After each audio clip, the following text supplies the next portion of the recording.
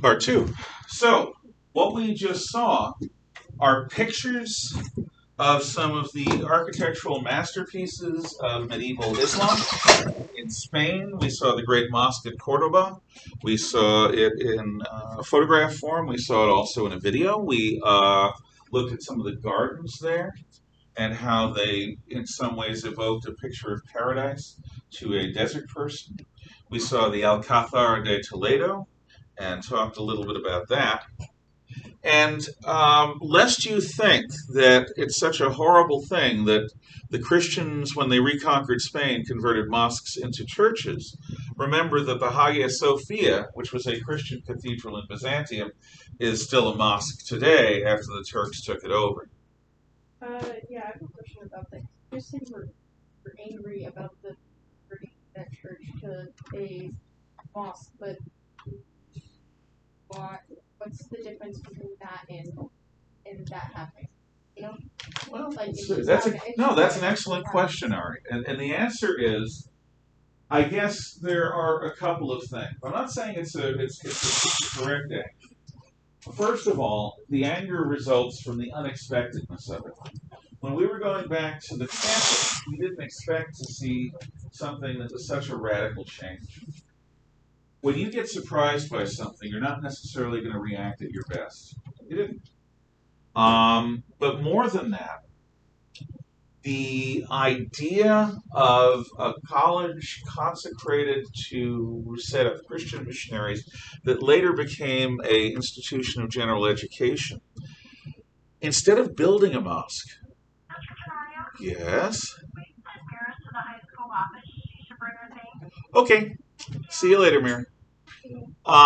Instead of building a new mosque, or instead of using an interfaith center, the fact of placing the mosque inside the old church, yeah, you got a point.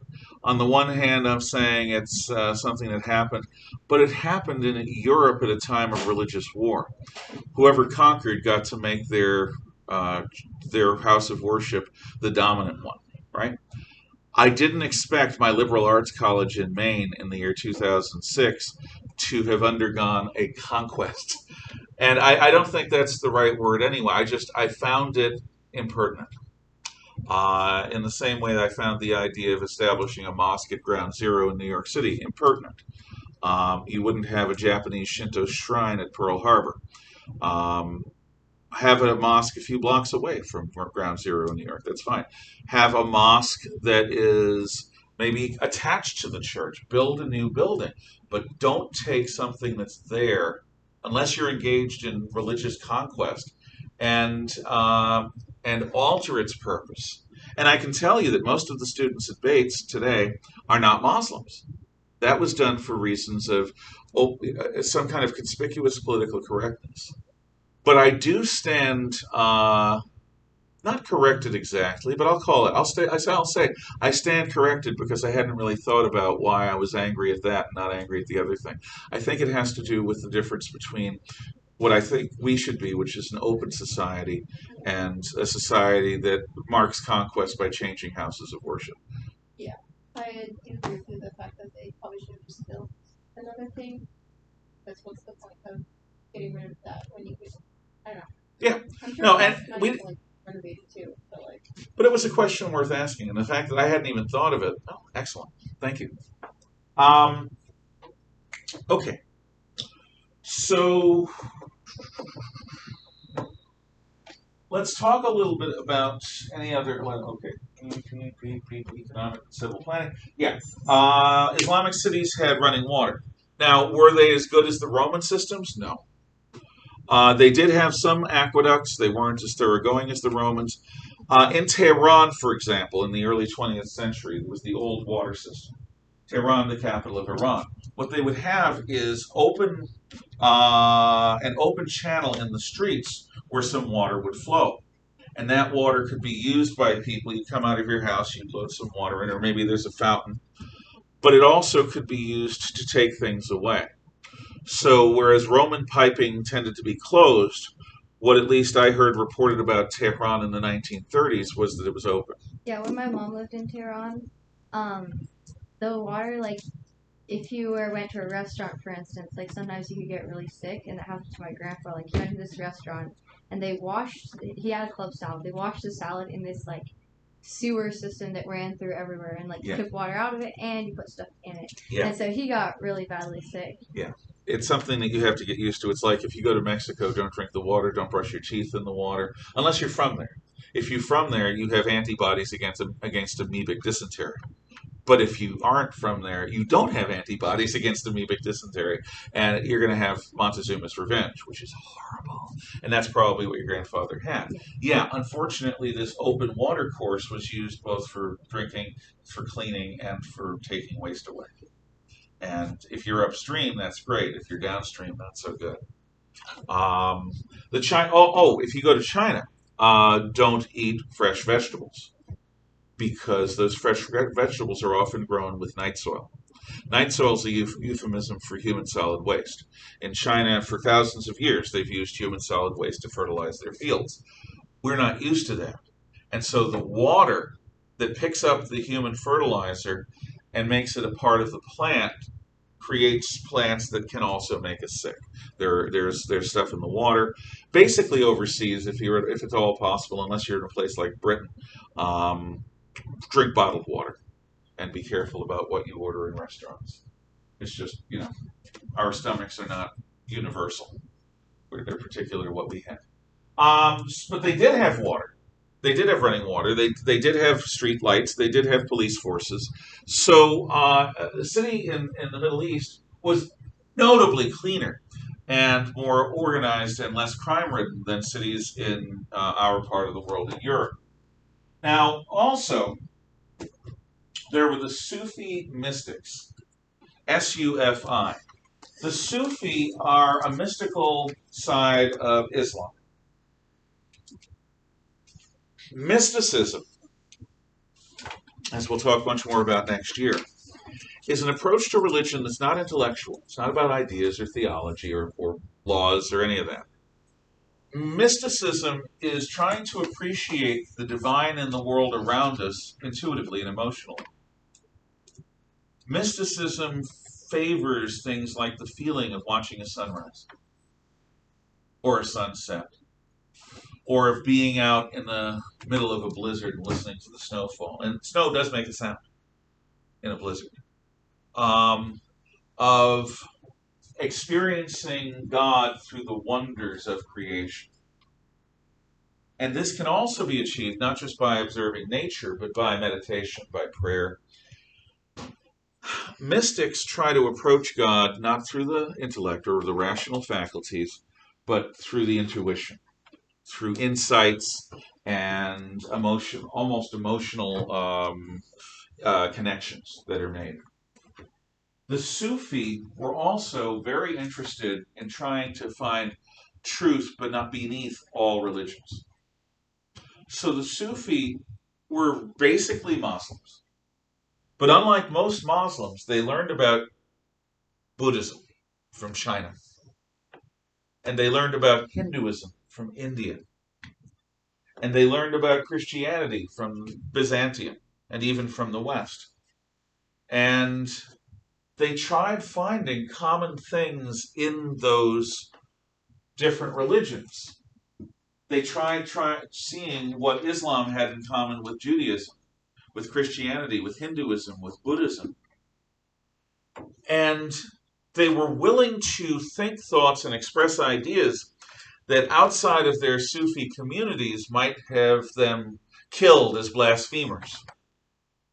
Or because they're interested in foreign religions, they might be considered traitors to the faith because they are trying to find truth outside of Muhammad. And the Sufi attitude was, yes, God primarily spoke through the Prophet Muhammad. But he had, even Islam acknowledges, spoken to the Christians and the Jews before. Maybe his truth is appreciated and understood differently. Maybe an echo of his truth reached China or reached India. Shouldn't we try to discover that? So Sufi mysticism doesn't produce an ideology. It doesn't produce a new religion. But what it is an approach to religion that's curious, that's tolerant, that's peaceful, and that is interested in finding non-fundamentalist truth. Now, fundamentalist truth is truth that can be reduced to a rule book. Non-fundamentalist truth is truth that goes beyond such things and is willing to consider ideas that may not be in perfect harmony with all the rules. I'm trying to explain something that's like, it's like explaining poetry in prose. It's difficult to do. But I hope you get what I'm saying. If you don't understand what I'm talking about when I talk about Sufi mysticism, please ask. Because it's one of the more interesting parts of medieval Islam. And it is something that really doesn't exist today, at least to my knowledge. There may be Sufi communities in Islamic countries or in the West, and Islamic communities in the West. I don't know. But I know that at the end of the high point of Islamic civilization, they fell out of favor. So, any questions or comments so far? Okay. Toleration was practiced differently in different places. She talked about it. The Spanish tour guide. She said, one culture, three religions. And that makes it so much easier to tolerate. Because the culture of Cordoba in the Middle Ages was Arabic. The Arabs had come to Cordoba. And as a result, what they did was the people who were Christians religiously were Arab culturally. The people who were Jews religiously had become Arabicized, sounds like an exercise program, had become Arab culturally. And that meant that there isn't all the sort of difficult alienesses that happen when people of different cultures meet. The differences were religious. So the Islamic dominant culture was willing to tolerate the other cultures because they were so similar. They worshiped the one true God falsely, but they worshiped the one true God. And they wore decent clothing, and they ate tasty food, and they were well-mannered. Where this became less possible was at times when you have Islamic Arabs or Turks on the one hand. Islam is the religion. Arab or Turk is the culture. Meeting up with Greek Christians or Western Christians, with Franks or Burgundians or Germans or whatever. When there's a religious and a cultural difference, there may be some tolerance. In other words, the kind of tolerance that says, yeah, bless you. There's a bunch of Jews or Christians over there in that neighborhood. It's our city. Well, we're not gonna do today. We're not gonna go over there and burn their neighborhood down and turn them all into slaves. That's tolerance. Is that what was happening at Cordoba? No. What happened at Cordoba was better. There was genuine mutual understanding, but that was a rarity. For the most part, the Islamic world deserves a reputation as being religiously tolerant to the point where they won't, as a rule, kill Jews and Christians on sight. But throughout much of the Islamic Middle East, if you were different culturally and religiously, you might be allowed to live, but you would certainly live as a kafir or a kufar, as an unbeliever, as a second-class citizen. Still, that's better than being a Jew in Europe during a pogrom. Pogrom is an officially sanctioned anti-Jewish riot. Imagine you live in a neighborhood with people like yourself, and suddenly a bunch of rioters come in, burning and raping and killing and stealing, and the police are standing there watching and maybe cheering it on. That's a pogrom. In Russia, they went on for weeks at a time, or sometimes. The Cossacks would come. If you ever see the movie Fiddler on the Roof, you'll see a very, very light, very, very nice pogrom. Just quick, one night, and then it's gone. They usually lasted much longer. Okay. There's something that I did not tell you that I have to. I'm going to erase this. And I'm going to put this here in a special little box so you all can see it.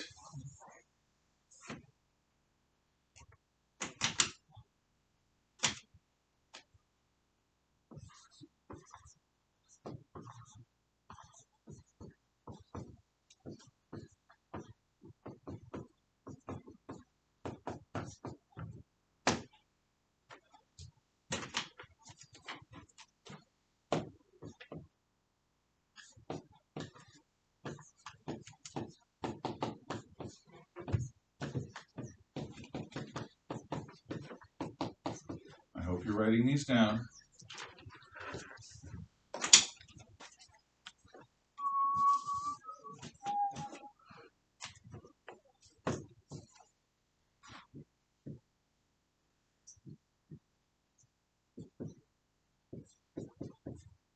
Okay. The Umayyad Caliphate. I may have mentioned it before. This is a caliphate of people that are ruled by Muhammad's relatives and other people from Arabia. At first, during the Islamic conquests, the Umayyad Caliphate had ruled over all of Islam, from Arabia to the Atlantic to the Indus Valley in India. But their refusal to accept non-Arabs in the leadership class doomed them. So the Umayyads retreat to Spain and Portugal, to Iberia, where they rule for many hundreds of years. The Umayyad Caliphate is where Cordoba was.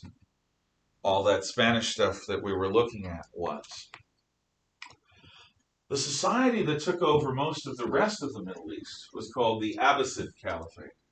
And it ruled from Morocco across North Africa and across the Middle East and even into Iran for a little while.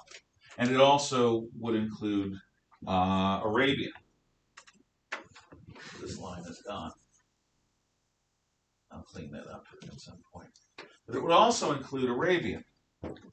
And the capital of the Abassid Caliphate, there's a nice purple marker, is the city of Baghdad. Baghdad is nearby to the ancient capital of the Parthians and the new Persian Empire at Ctesiphon. It's near to ancient Babylon, which was the capital of its own Babylonian Empire on a couple of occasions. Baghdad is going to be the central city of the world. People from Baghdad go to China and come back and tell the tale. People from Baghdad go not only to Morocco, but they go to Christian Spain and come back, or to Muslim Spain, they come back and tell the tale. People from Baghdad peacefully can cross the borders into the Byzantine Empire. They can cross the Mediterranean Sea and land in Italy. These contacts aren't soldierly contacts. They're not war. They are traders and travelers, people on Hajj. A lot of people will go to Baghdad on their way to Mecca because it's a wonder of the world. It's a beautiful, beautiful city. So Baghdad becomes the heart of the Abbasid Caliphate. However, I can't believe I did this again, but I did. So I'm going to erase them on whole conquest. I'll come back to them later. The Abbasid Caliphate, though, has a serpent in the garden, a thorn on the rose bush. And that serpent in the garden and thorn on the rose bush are the Hashishaan. Spelled like that. Hashishaan. On the mountain of Alamut, I believe his name is Ibn al-Sabah, the old man of the mountain, establishes a cult within Islam that's very similar to the ancient mystery cults. Young men were recruited, and these young men would be trained in balance so that they could walk on a tightrope, or walk on the balcony, or along a ridge on the side of a wall, or jump across a defile, or pole vault. They were trained in acrobatics as well as stealth. They were trained to move silently and to hide in shadows. They were trained to strike with everyday objects. They were trained to kill with a single knife thrust in the right place with the right amount of force.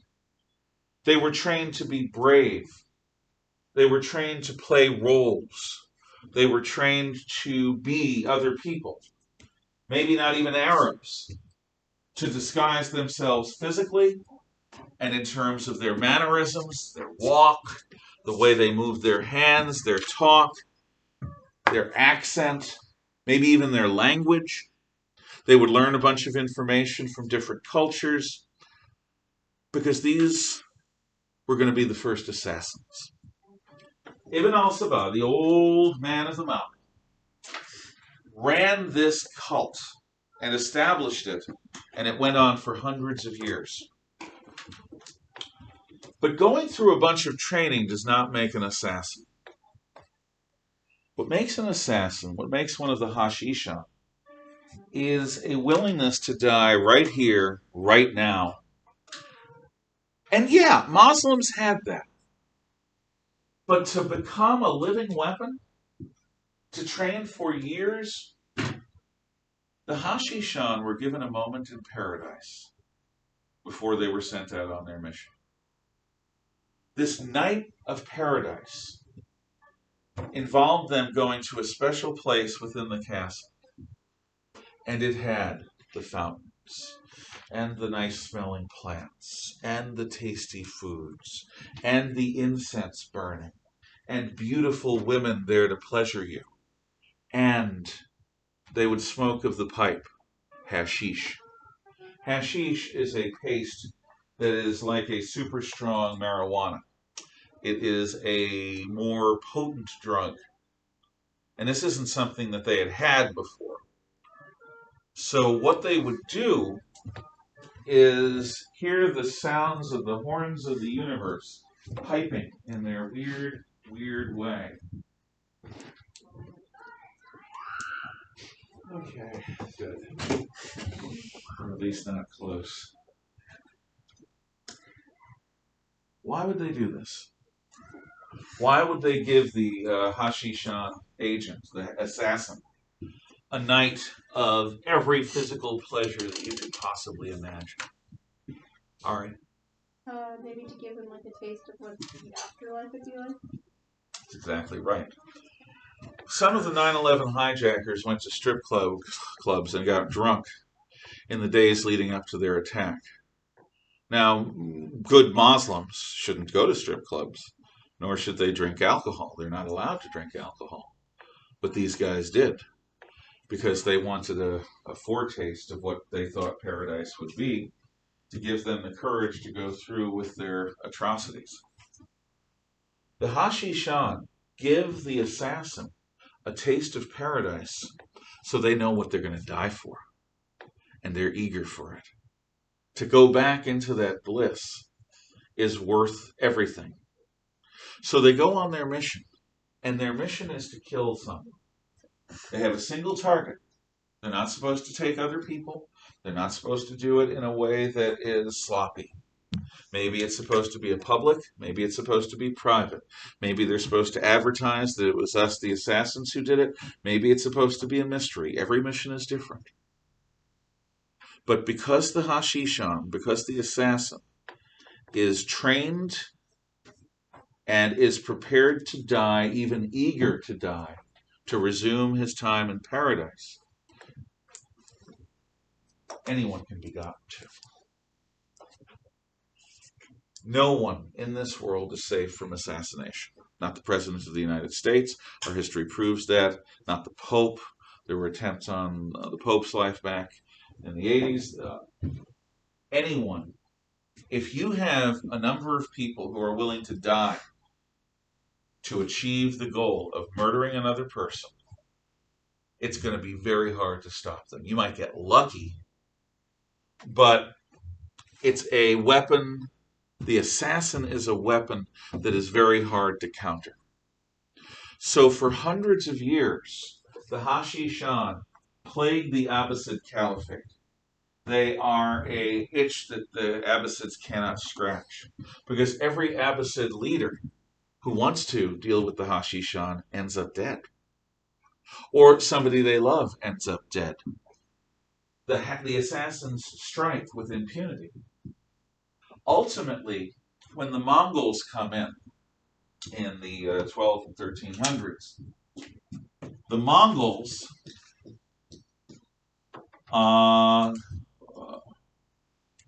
are also plagued by the Hashishaan for a few months.